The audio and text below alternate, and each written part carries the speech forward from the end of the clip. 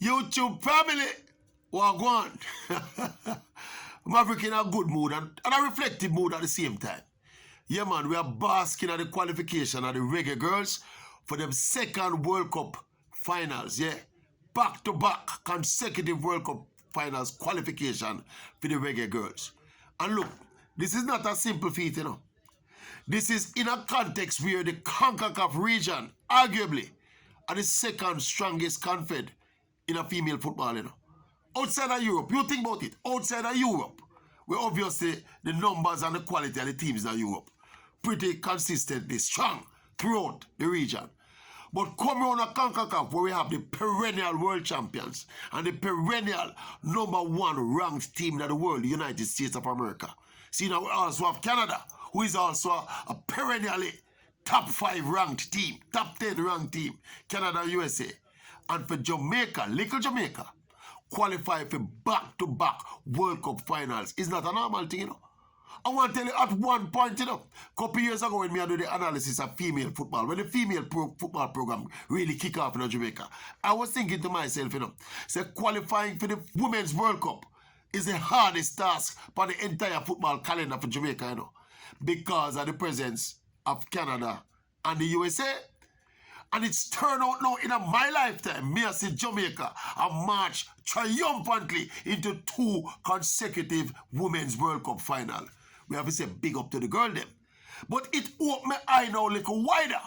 And something just resonated with me a little harder now. The dominance of Jamaica's female sports performance. Sportswomen. How much is sportswomen are outperforming the sportsmen? You see when the people over track and field so, especially in the sprinting. You see the disparity? Look on the sprinting spectrum in Jamaica right now. Yeah? We have the 2 fastest women alive. We have the first, second, third, gold, silver, bronze medalists in the Olympic 100 meters final.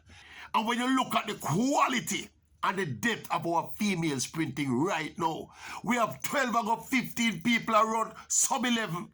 5, 6, 7, 8, 9, 10, some 11 people cannot make the Jamaica 100 meters team.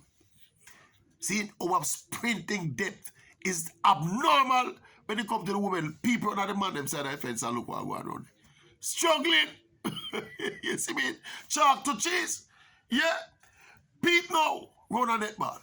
For years, well, man don't really play netball still. Not officially, me here. Me here say some man try to play, but not officially.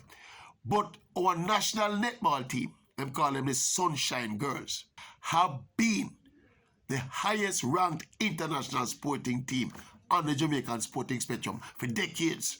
All them football and cricket and everything else we play. Our netballers, which is almost exclusively, well, it is exclusively a women's sport. The netballers, the Sunshine Girls, have been our highest ranked international team for over 2 decades. Consistently, we are talking about it. And you don't stop there, you know. When you peep now run a cricket, imagine people run a cricket. May I give you some interesting facts. Jamaica has failed to win a regional cricket title. For people who don't know, cricket is competed for in a regional tournaments, right? We have the 4-day tournament, we have the 50-over tournament, you have a T20 tournament. See, the Jamaica cricket team, no Jamaican national cricket team, male team, has won a single regional title for over a decade. 12 or 13 years now, no Jamaica male team don't win no regional title. And we are competing with Antigua and Trinidad and Barbados and them little country there, you know. All the big huff and puff we are make nice in a cricket. You know who break that cycle there? In 2018, the women's 50-over team win a regional title. Further to that, this year, 2022, the women's T20 team won the regional title. So still over a decade, none of the male cricket team them don't win no title.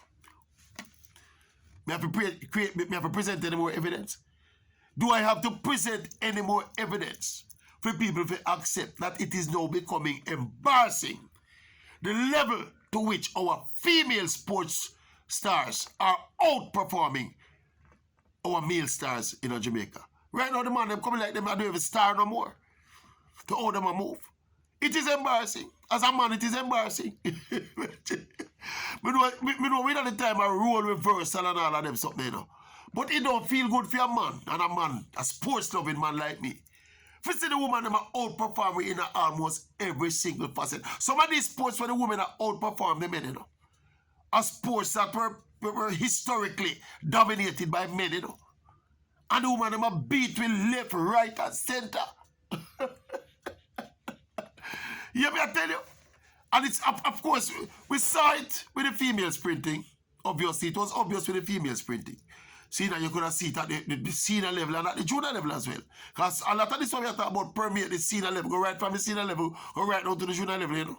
Look at our junior female sprinters, for example, compared to the junior boys. Chalk to cheese again.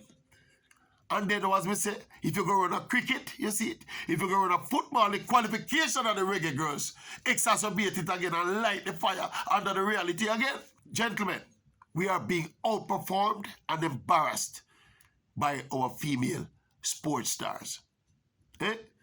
I don't know, maybe we have to get some kind of sociological study, get some of them experts up at the university, you know, kind of delve into what the causal and the effects, the sociological effects as to why this is happening. Maybe it's an index of what is happening in the wider society. But it is kind of puzzling, kind of, not really puzzling, but more concerning, especially in a traditional male sports. If we see the women, them are outperform the man, them in Jamaica. Me shame. As a man, me shame. Big up the reggae girls still. Yeah, you open our eyes and we are open the rest of people them eyes about it. The reggae girls, the qualification on the back of the senior reggae boys failing to qualify for the World Cup. High profile senior reggae boys failing to qualify for the World Cup. Miserably failing. And of course the under-20s more recently who also failed at the last hurdle to qualify for the World Cup. The reggae girls did it emphatically. Doing what the boys cannot do. Anyway, YouTube family, what do you think about this reality here? If you don't have any theories can posit as to why this is happening, we welcome it. But we don't know. It is uncomfortable and it don't reach depressing yet, but it is concerning. Yeah? The male representation in a sport, it is being dwarfed by the performances of the female. This is totally a Jamaican thing. I don't know. I haven't looked at the wider world or other jurisdictions or other countries. But we know in a Jamaican context, the woman them are outperform the man them in a sport. And we're not talking about women to compete against men now, but in their particular sphere.